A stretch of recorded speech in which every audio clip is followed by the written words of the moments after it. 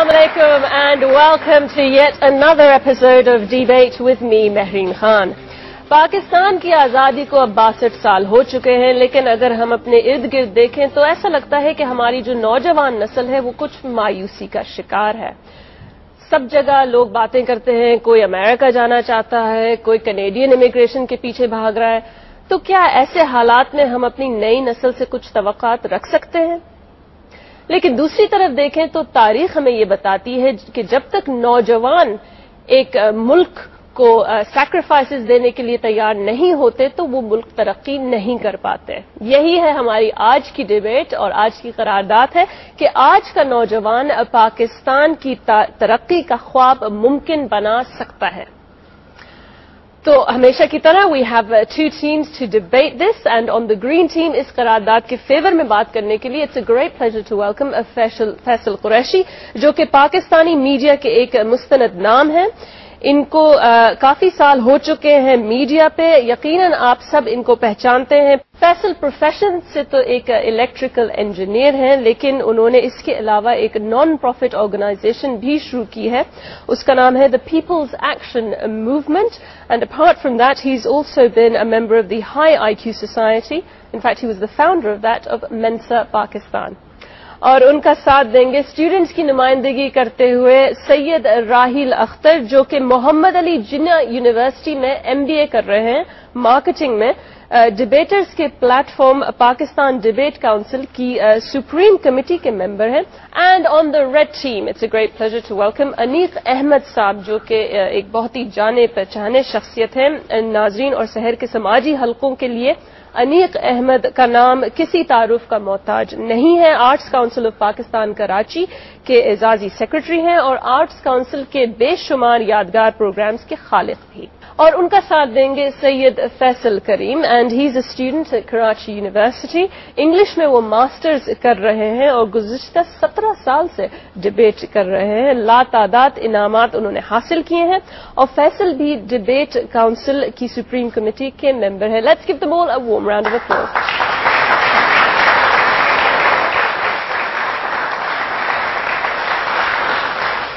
And as is our custom, ہمارے پاس ہے ایک لائیو اسٹوڈیو آڈینس جو اس ہفتے ہیں students from NUST، that's the National University of Sciences and Technology, and Muhammad Ali Jinnah university here in Karachi. اب دیکھتے ہیں کہ ڈبیٹ سے پہلے ان لوگوں کی کیا رائے ہے اس قرارداد پہ۔ اوکے اسٹوڈنٹس، آج کی قرارداد ہے کہ آج کا نوجوان پاکستان کی ترقی کا خواب ممکن بنا سکتا ہے۔ اگر آپ اس سے اتفاق کرتے ہیں تو گرین کارڈ میری طرف دکھائیے، اور اگر آپ اختلاف کرتے ہیں تو ریڈ کارڈ دکھائیے۔ Audience vote now.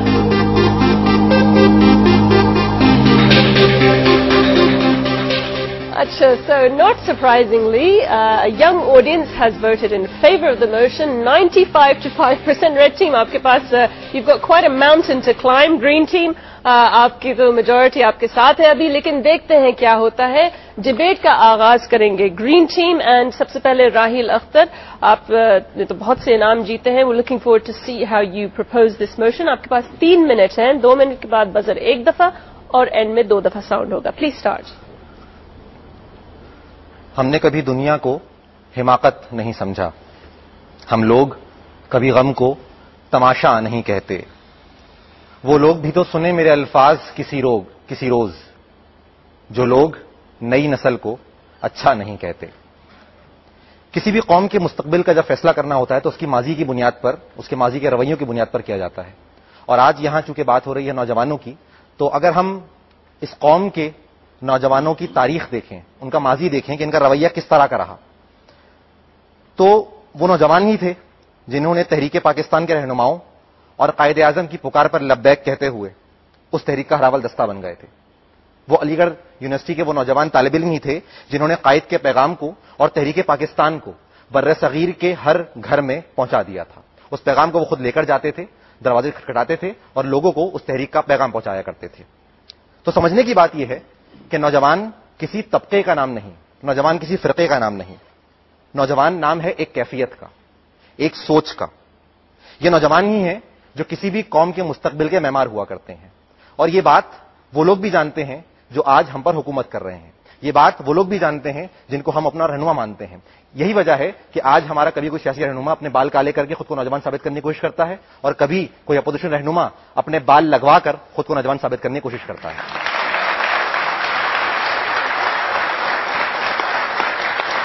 کیونکہ اس بات کا یقین ان کو بھی ہے, اس بات کا یقین ہم کو بھی ہے, اور اس بات کا یقین ان لوگوں کو بھی تھا جنہوں نے پاکستان کے لیے اپنی قربانیاں دیں.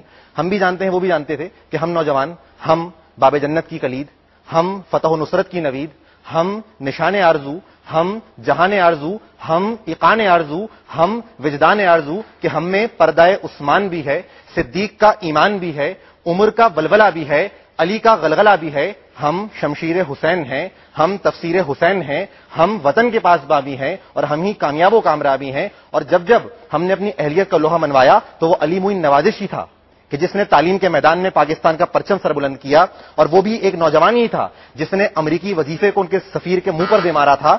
اور اگر ہم بات کریں تو جب جب نوجوان کو موقع دیا گیا حکومت میں آنے کا, جب جب نوجوان کو موقع ملا پاکستان کے لیے کچھ کر دکھانے کا, تو وہ بھی ایک نوجوان تھا جس نے تنہے تنہا شہر کراچی کا نقشہ تبدیل کر کے رکھ دیا.